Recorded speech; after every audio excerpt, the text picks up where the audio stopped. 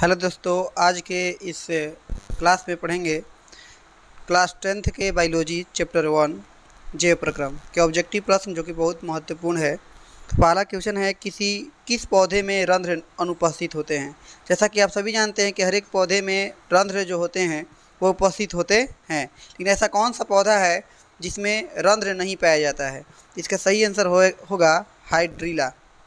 ठीक है, बाकी जितने भी पौधे हैं उन सब में रंध्र पाया जाता है। तो आप ये बतलाइए कि रंध्र क्या है, ठीक है, और ये क्या काम करता है पौधे में रहकर। आप इस कमेंट सेक्शन में इसको लिखिए। अगला आपका प्रश्न है, मानव गुर्दे का आकार कैसा होता है। तो आप सभी लोगों को पता होगा कि मानव गुर्दे का आकार कैसा होता है, सेम के बीज के आकार के जैसा होता है मानव गुर्दे का आकार। अगला आपका क्वेश्चन है, किस जीव में हीमोग्लोबिन नहीं होता है। पक्षी में, मक्खी में, मनुष्य या इनमें से कोई नहीं। इसका आंसर होगा मक्खी, क्योंकि मक्खी में हीमोग्लोबिन नहीं पाया जाता है, और जिसमें हीमोग्लोबिन पाया जाएगा उसका ब्लड जो होगा वो क्या होगा, लाल होगा। लेकिन इसमें क्या होता है कि मक्खी का ब्लड लाल नहीं होता है, अर्थात इसमें हीमोग्लोबिन नहीं पाया जाता है। अगला प्रश्न है, हीमोग्लोबिन की कमी से कौन सा रोग होता है। मधुमेह, पीलिया, एनीमिया, डायरिया। जब हम आप लोगों को ये पढ़ा रहे थे सब्जेक्टिव में, तो ये सभी प्रश्नों को बहुत डिटेल से बतलाए थे। इसका सही आंसर हो जाएगा एनीमिया। आपको बताना है कि एनीमिया को कैसे ठीक किया जा सकता है। अगला आपका प्रश्न है, प्रसिद्ध पुस्तक द मैक्रोग्राफी किनके द्वारा लिखी गई थी। प्रसिद्ध पुस्तक द मैक्रोग्राफी किनके द्वारा लिखी गई थी। रॉबर्टसन, ब्राउन, डार्विन या रॉबर्ट हुक। तो इसका सही आंसर होगा रॉबर्ट हुक। देखिए, जब ये सब जितने भी प्रश्न हैं वह हर एक चैप्टर वाइज वह सब बिहार बोर्ड ने पूछा है, और हमने उसे छाँट कर आपको दे रहे हैं। आप याद कर लीजिए, एक बार केवल देख लीजिए, नोट कर लीजिए, और पक्का है कि अच्छा होगा। अगला आपका प्रश्न है, पौधों और पशुओं की कोशिकाओं का वैज्ञानिक अध्ययन क्या कहलाता है। आप लोगों को पता होगा कि कोशिका विज्ञान कहलाता है। देखिए, यहाँ पर पौधे लिखा गया है क्योंकि बच्चा लिख दिया है पौधा। पौधे और पशुओं की कोशिकाओं का वैज्ञानिक अध्ययन क्या कहलाता है, तो कोशिका विज्ञान। आगे है, मानव हृदय घिरा होता है। तो आप लोगों को पता होगा जाइलम, फ्लोएम और प्लाज्मा। ये तो हो ही नहीं सकता है कभी। क्यों नहीं हो सकता है। जाइलम और फ्लोएम ये सब ऊतक है एक प्रकार का, और ये पाया जाता है पेड़ पौधों में, जबकि मानव हृदय एक जंतु से संबंधित है। तो यहाँ पर क्या हो जाएगा, पेरिकार्डियम। पेरिकार्डियम एक क्या है, झिल्ली है जिसमें ये घिरा रहता है मानव हृदय। अगला आपका प्रश्न है, तिलचट्टा में कितने जुड़े श्वास रंध्र पाए जाते हैं। श्वास रंध्र कहने का मतलब श्वास नली कितने, ऐसे कह के मानिए। तो इसका सही आंसर होगा 6। अगला, ट्रैकिया किस जीव का श्वसन अंग है। ट्रैकिया, तो आप लोगों को पता होगा कॉकरोच। क्या, कॉकरोच। अगला,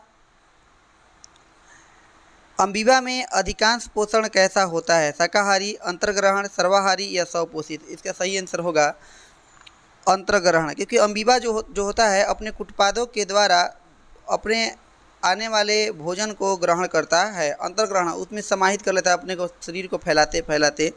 तो होगा क्या, इसका सही आंसर अंतर्ग्रहण होगा। अगला है, मछलियाँ किस अंग द्वारा श्वसन करती है। तो ये तो बहुत फेमस क्वेश्चन है और सभी लोगों को पता भी होगा। मछलियाँ गिल्स के द्वारा अपना श्वसन अंग श्वास लेती है। प्रकाश संश्लेषण होता है। आप लोगों को पता होगा प्रकाश संश्लेषण रात में नहीं होता है, क्योंकि प्रकाश संश्लेषण के लिए सूर्य का प्रकाश होना बहुत ही जरूरी है, और सूर्य का प्रकाश दिन में ही हो सकता है, इसलिए इसका सही आंसर होगा दिन। अगला आपका क्वेश्चन है, प्रकाश संश्लेषण की क्रिया क्या कहलाती है। तो प्रकाश संश्लेषण की क्रिया होती है, किस में होती है, कवकों में, जंतुओं में, हरे पौधों में या परजीवियों में। इसका सही आंसर होगा हरे पौधों में। अगला आपका क्वेश्चन है, चलनी नलिकाएं पाई जाती है। चलनी नलिकाएं कहाँ पाई जाती है, जंतु से संबंधित है, तो ये कहाँ पाई जाती है, फ्लोएम में। फ्लोएम क्या है, तो एक प्रकार का ऊतक है। इसका कार्य क्या है, इसका कमेंट सेक्शन में आप लिखिए। ये जल को ले जाता है कि भोजन को ले जाता है, शीर्ष से ऊपर ले जाता है, जड़ से शीर्ष ले जाता है या फिर शीर्ष से नीचे लाता है, ये बातें आप लिखिए। आप अगर तैयारी कर रहे हैं, अगर आप चाह रहे हैं कि 90 प्लस आए, तो ये वो पढ़ना पड़ेगा आप लोगों को। ठीक है, आगे देखिए, आरबीसी का जीवन अवधि कितने दिनों के लिए होता है? आप लोगों को पता होगा कि आरबीसी 4 महीना के लिए होता है, तो अर्थात कह सकते हैं 120 दिन। इसका आंसर हो जाएगा 120 दिन। अगला प्रश्न है, प्रोटोजोआ उत्सर्जी पदार्थों का निष्कासन कैसे करता है? प्रोटोजोआ उत्सर्जी पदार्थों का निष्कासन कैसे करता है? तो विसरण के द्वारा। किसके माध्यम से? तो विसरण। विसरण एक प्रकार की प्रक्रिया है जिसमें क्या होता है, एक आदमी सट कर, मतलब कि एक दूसरे से संपर्क में आकर एक से दूसरे में चला जाता है, तो वो विसरण होता है। ठीक है, आगे है, फ्लोएम ऊतकों द्वारा कार्बोहाइड्रेट का परिवहन होता है किस रूप में? तो फ्लोएम ऊतकों के द्वारा सुक्रोज के रूप में कार्बोहाइड्रेट का परिवहन होता है, अर्थात एक जगह से दूसरी जगह जाता है। आगे है, पौधों में गैसों का आदान प्रदान किसके द्वारा होता है? रंध्र, जड़, तना या टहनी? तो इसका सही आंसर होगा रंध्र। आदान प्रदान किसके? तो गैसों का आदान प्रदान रंध्र। हम अगला प्रथम प्रश्न में पूछे थे कि रंध्र क्या है, आप इसका जवाब जरूर दीजिएगा। आगे प्रश्न है,